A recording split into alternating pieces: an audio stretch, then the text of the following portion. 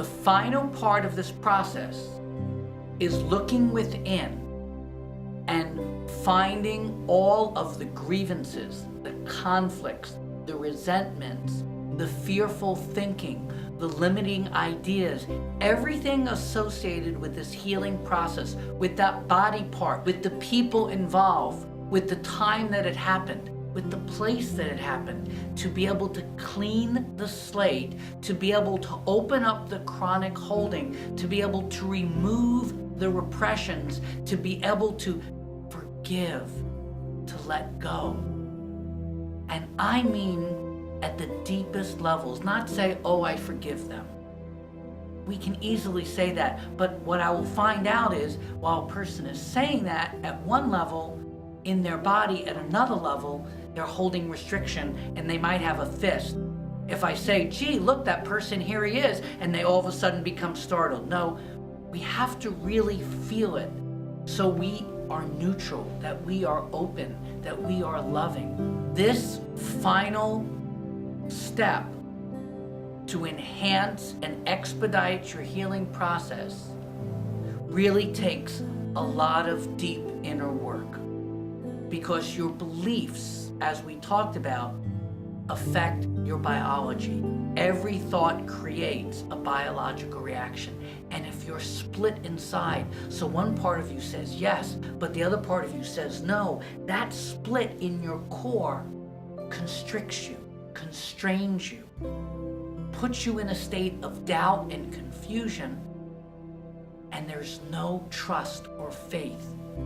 And that's an important element of the process of healing. This is why the bedside manner of your physician is so important, because he gives you a sense of confidence. It's what we call the placebo effect. And it's very important, because when you feel good, when you feel confident, when you trust, when you're open, when you're free of any emotional types of garbage, when you're free of any mental types of limitations, when you're just in a state, an empowered state, with faith, confidence, with trust, the body operates at the optimal healing capacity. And that's what we want.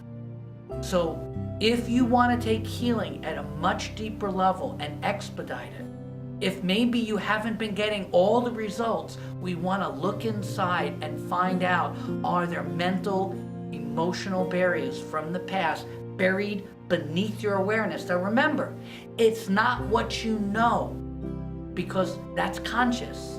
It's the unknown.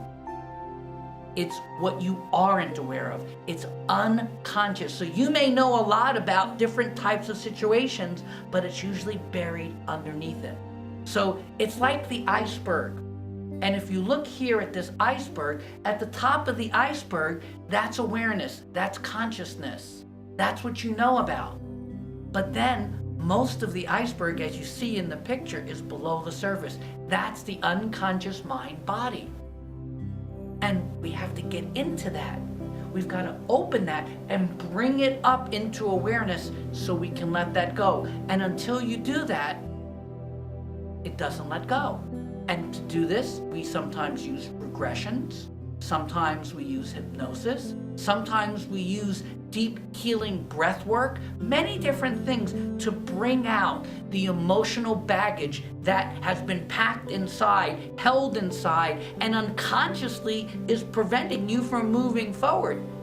These ideas, remember, this incident that began now has all sorts of associations with it, beliefs, so people, events, locations, and we have to one by one look at them until they're healed.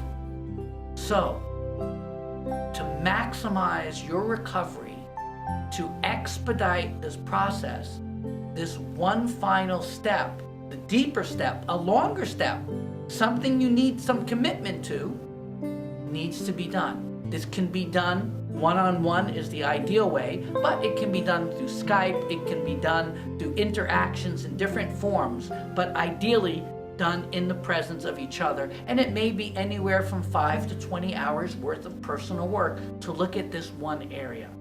sometimes quicker, depends on you. So I hope I've presented you the final step for you to understand how to deepen and multiply the healing possibilities by removing any of the emotional, mental interference so that the brain just resonates with love, with peace, with harmony, with an attitude of faith and trust.